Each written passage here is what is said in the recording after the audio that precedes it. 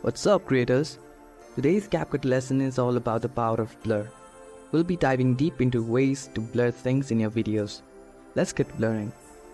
First, open the Capcut app and start a new project.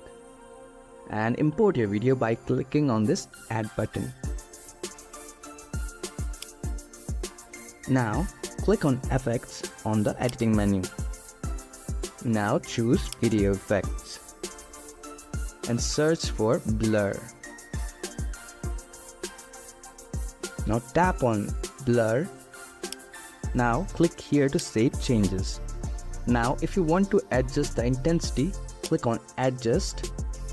Now use the slider for intensity to control how strong the blur will be. Just like this. Now click here to save changes. Now as you can see, our video is blurred. And that's it.